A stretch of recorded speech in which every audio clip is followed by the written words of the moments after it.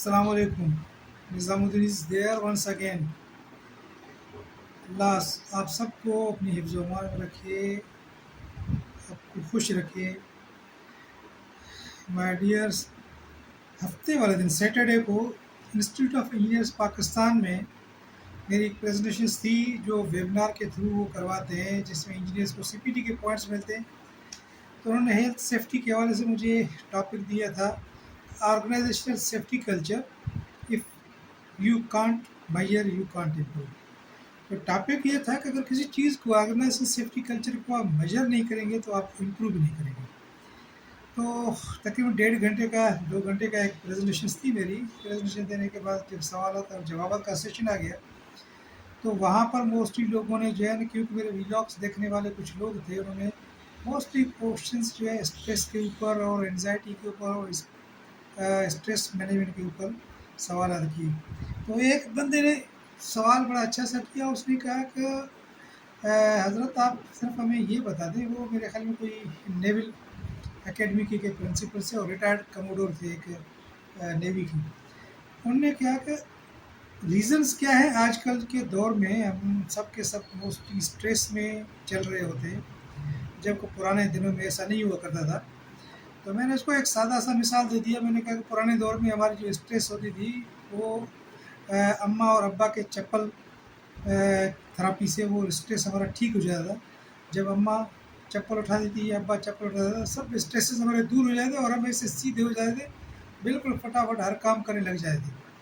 تو میں نے ان کو کہا کہ ہم نے اپنی لائف اسٹائلس میں تبدیلیاں لے کر آئے. لائف اسٹائلس کو ہم نے انٹائرلی تبدیل کر دیا. کوئی دور ایسا تھا کہ ہم جو ہے مغرب نماز پڑھنے کے بعد عشاء نماز پڑھ کے سو جاتے تھے، اور چیزیں جو گھروں میں کھاتے تھے موسٹلی وہ چیزیں جو زمینوں سے پیدا ہوتی تھی، دیسی چیزیں ہوتی تھی. لسی ہوتا تھا، لسی، مکھن، دودھ اور سادہ سا کھانا جو گھروں میں ہوتا تھا وہ ہم کھا لیتے تھے. اب جنک فروٹس اس پہ کھانے پہ آ گئے، ہم برگرز پہ آ گئے، ہم میکرونی بچوں کو کھلا رہے ہیں. بچے آج کل دیکھیں میکرونی کے اتنے شوقین ہو گئے کہ ہمیں جو میکرونی کھلا دو، پاستا کھلا دو، سب باہر سے جو ڈیل منگوا لو. اور دوسرا، رات کو دیر تک جاگنا. نیچر کے اگینسٹ ہم انورس چل رہے ہوتے ہیں. نیچر یہ کہہ رہی ہوتی ہے کہ دن اللہ نے آپ کے لیے بنایا کہ کام کاج کرو، اور رات آپ کو اللہ نے بنایا کہ آپ آرام کر لیں، اپنے بیٹری کو چارج کریں تاکہ پھر پورا دن آپ جو ہے چلتے رہیں. ہم کیا کرتے ہیں، رات کو پوری رات جاگ رہے ہوتے ہیں اور رات کے آخری ٹائم پہ یا صبح کے ٹائم جا کے نماز بھی نہیں پڑھتے اور سو جاتے ہیں. پھر دن کو پورا دن سوئے رہتے ہیں اور پھر شام کو اٹھتے ہیں. تو ظاہر ہے آپ کا جو دماغ ہے، آپ کا جو جسم ہے، ان کو دن کی روشنی نہیں مل رہی ہوتی ہے. آپ کے جسم کو جو ہے سورج کا تپش نہیں مل رہا ہوتا، وٹامن ڈی آپ کے جسم میں نہیں بن رہا ہوتا، آپ کی جو ہڈیاں ہیں وہ کمزور ہوتی جائیں گی. تو یہ سب چیزیں اسٹریس کے اسباب ہوتے ہیں، کازز ہوتے ہیں جو آپ کو اسٹریس. اگر آپ ان سے تھراپی چاہتے ہیں تو یہ وہ تھراپی ہے جس کو میں کہتا ہوں الٹرنیٹیو میڈیسن ہے. اگر آپ صبح کی نماز پہ اٹھ رہے ہیں، نماز پڑھنے کے بعد تھوڑا سا 15-20 منٹ کا واک کر لیں. آپ دیکھ لیں فریش آکسیجن صبح کے ٹائم کا جو آپ انہیل کریں گے وہ پورا دن آپ کے جسم کو بالکل فریش رکھے گا. اچھا، اس کے علاوہ اسٹریس کو آپ اسٹریس نہ لیں. اسٹریس کو آپ ایک پازیٹیو سائن لے لیں کہ یوں سمجھیں کہ there is an improvement, there is a place for improvement in the stress. Now this is up to you, how can you utilize this stress and convert this stress into your success. دیکھیں یہ ایک میرے پہلے trainings میں آپ کو کہا تھا، ویلاگز میں کہا تھا، یہ ایک وہ چور ہے جو آپ کی کمزوری کا فائدہ اٹھا کے آپ کے ذہن میں جا کے بیٹھ جاتا ہے.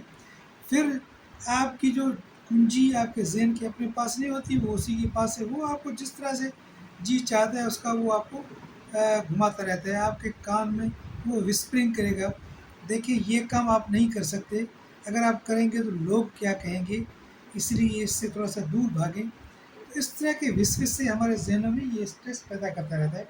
تو میرا اصل جو فوکس ہے وہ یہ ہے کہ if you want success in your life, you need to understand how to overcome your stress, how to keep your stresses at the side, how to beat the stressors کو کس طرح سے آپ بیٹ کریں گے. تو مختلف لوگ جو ہے نا وہ میڈیسن دیکھیں. میں خود پہلے کسی دور میں آج سے 8-10 سال پہلے جو ہے میری لائف اسٹائل اس طرح کی تھی، تو میں ڈائبٹک ہو گیا، ہائپر ٹینسو ہو گیا. اس کے بعد جو ہے میں نے میڈیسنس لینی شروع کر دی. جب سے میں نے اسٹریس کے اوپر، اسٹریس سے آؤٹ کم ہونے کے لیے، باہر آنے کے لیے جو بکس میں نے پڑھی اور HSC کی ٹرین سے میں نے شروع کروا دی، اس کے بعد میں اپنی میڈیسن یوں سمجھے نہ ہونے کے برابر لیتا ہوں. اور جو بلڈ پریشر کی جو گولی تھی وہ تو میں نے بالکل اپنی ختم کی ہوئی ہے، اور بلڈ پریشر میرا نارمل رہتا ہے. اور شوگر کے لیے جو میں ڈوز پہلے لیتا تھا، اس سے یوں سمجھیے کہ میں 33% کم پہ آ گئے ہوں with the passage of the time while changing the routine of my life.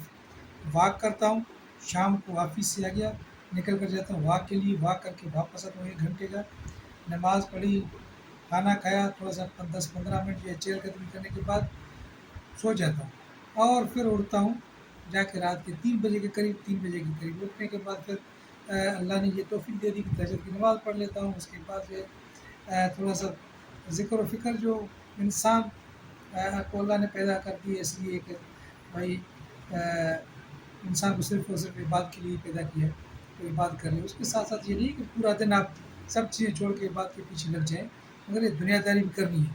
اس کے بعد صبح کی نماز پڑھتا ہوں، صبح کی نماز پڑھ کے تھوڑا سا واک کر کے آتا ہوں آدھے گھنٹے کا، بالکل فریش ہو جاتا ہوں، ناشتہ کیا آفس چلے گئی.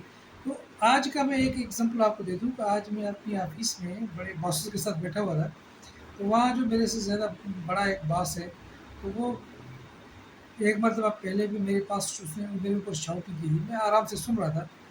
آج جیسے کہ ہم بیٹھے ہوئے تھے اس نے شاؤٹنگ شروع کر دی. تو ہم دونوں کا جو بڑا باس ہے وہ اس کو دیکھ رہا تھا. اس نے کہا بھائی مسئلہ کیا ہے آپ سے، واٹس رانگ ود یو، کا کیوں اتنا شاؤٹنگ کر رہے ہیں.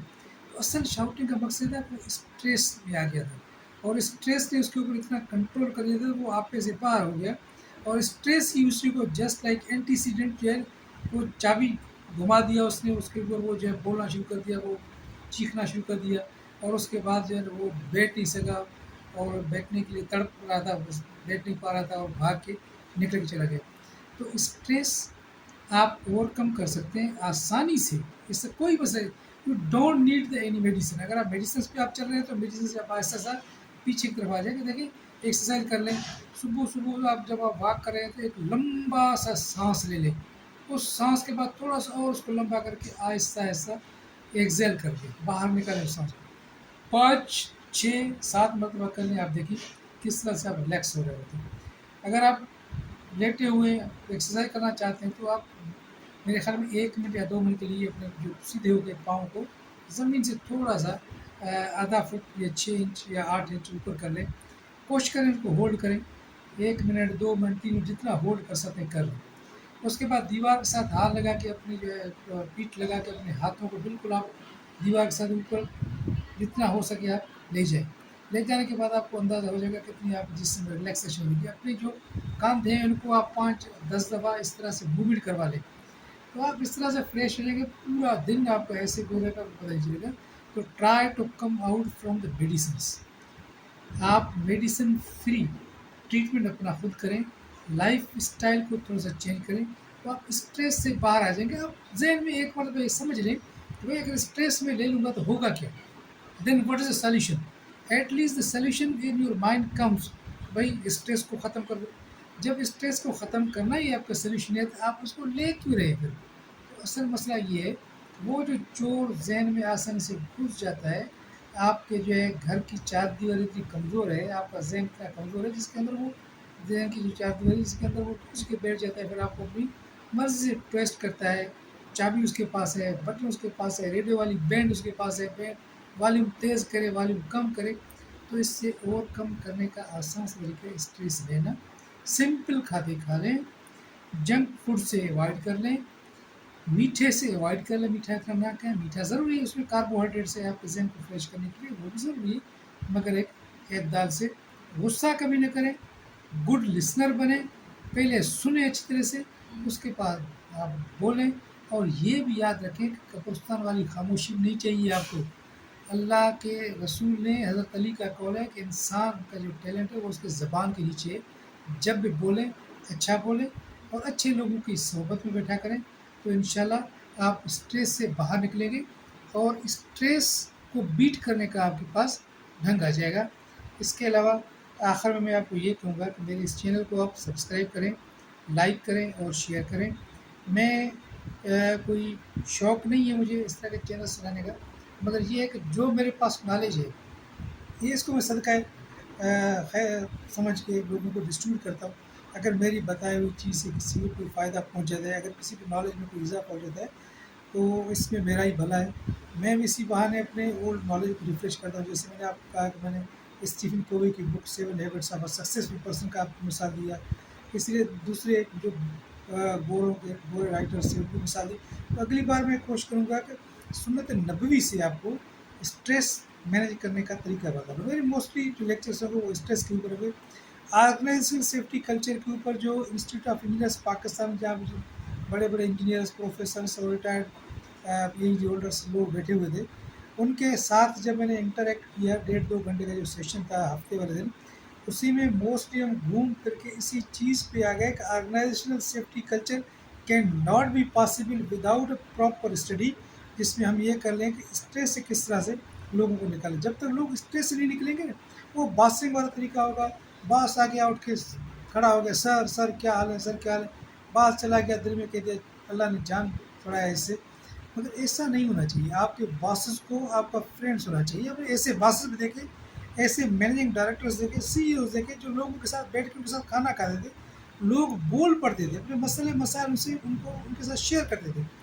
تو آرگنائزیشنل ڈیولپمنٹ میں نے بھی اسٹریس کے اوپر کافی فوکس کیا، اور جتنے لوگ بیٹھے ہوئے تھے تو انہوں نے ایک ایک دو نے اپنے ایگزامپلس اپنے لائف کی جو شیئر کر دیے۔ کافی لوگوں نے جیسے کہا کہ انہوں نے اس طرح کے ٹیکنکس اڈاپٹ کر کے اپنی آرگنائزیشن کو کتنی ترقی دے دی۔ تو کوشش کریں، be polite, be proactive, always think positively, ذہن میں کسی کی لیے برا مت سوچیں۔